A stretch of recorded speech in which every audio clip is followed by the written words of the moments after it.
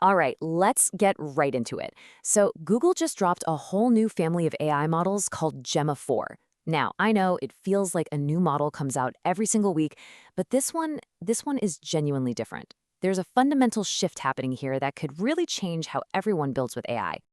And look, I know what you're probably thinking. Another model, more benchmarks, more hype, right? We're all feeling a little bit of that model fatigue.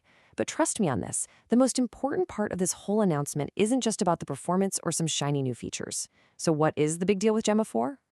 Well, here it is. This is the absolute core of it. For the first time ever, Google has released one of its top-tier open models under a real, honest-to-goodness, permissive Apache 2.0 license. We're talking no weird restrictions, no sketchy clauses saying you can't compete with them. It is completely, truly open. And that, well, that changes everything. So let's start right there, because honestly, this licensing decision is the real headline. It's a huge strategic move, and it signals a major shift in the whole open source AI landscape. And this slide, this tells the whole story. On the left, you see the past, right? Previous Gemma models were tangled up in these custom licenses with all kinds of restrictions that, made developers a little hesitant. But now, over on the right, with Apache 2.0, all of those chains are just gone. You can take this model, you can fine-tune it, you can build a commercial product with it, and you are totally free and clear.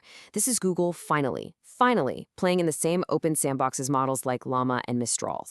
Okay, so putting the license aside for a second, what are we actually getting here? Well, the Gemma 4 family is made up of 4 new models, and Google has been pretty smart about this. They've split them into 2 distinct tiers for very different kinds of jobs. So here's the breakdown. You've got the workstation tier, and these are the heavy hitters, right? They're powerful models designed to be your local coding assistant, something you run on a beefy machine. But then you have the edge models, and these are fascinating. These things are tiny, they're hyper-efficient, and they're built to run directly on your phone or even a small device like a Raspberry Pi. This just opens up all sorts of new possibilities for on-device AI. But what's really forward-thinking about this release isn't just the size options, it's the architecture. It seems like Google has stopped just bolting features onto its models and has instead started building them in from the ground up. And that is a fundamental change in design. Up until now, if you were trying to build a multimodal AI app with an open model, it felt a bit like you were building, I don't know, a Frankenstein's monster. You had to kind of cobble together all these different separate systems. Yeah, and this just illustrates that old clunky process perfectly. You'd start with your base text model, okay? Then you'd have to literally bolt on a separate vision model just to handle images. And if you wanted audio, forget about it. You had to pipe that in from a totally separate system, something like Whisper. It was messy, it was inefficient, and frankly, it was way too complex. Gemma 4 just throws that entire approach right out the window. Vision, audio, reasoning, even function calling. They're now native capabilities, baked right into the model's architecture from day one.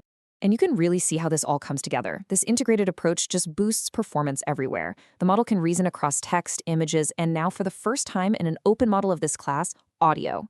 And even little things, like handling different image aspect ratios natively. That makes a huge difference.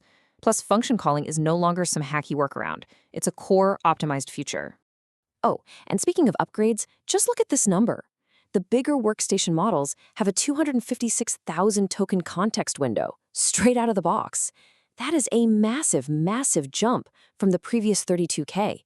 This lets the model process and reason over enormous amounts of information at once. We're talking entire code bases or super long reports.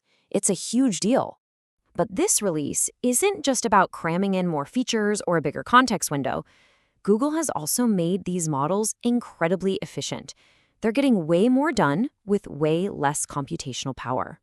So this chart kind of shows the magic behind it. It's using what's called a mixture of experts, or MO model. The best way to think about it is like a team of specialists. Instead of making every single specialist work on every single problem, the model intelligently picks only the right specialist for any given task. So you end up getting the brain power of a huge 26 billion parameter model, but with the speed and efficiency of a tiny 4 billion one. It's a massive win for running powerful AI on just normal hardware. And the efficiency gains on those little edge models are even more dramatic.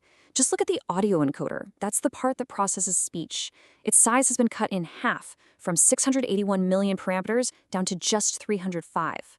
On your phone's storage, that's a drop from almost 400 megabytes down to just 87. This makes building a responsive, powerful, on-device voice assistant more practical than it has ever been. Okay, so let's wrap all this up and connect the dots. What we have is a powerful new model family with integrated multimodality, incredible efficiency, and of course, the most important part, a truly open license. So what does this actually mean for you, the developer, the creator, the builder out there? The bottom line is this: a whole new set of doors just flew wide open.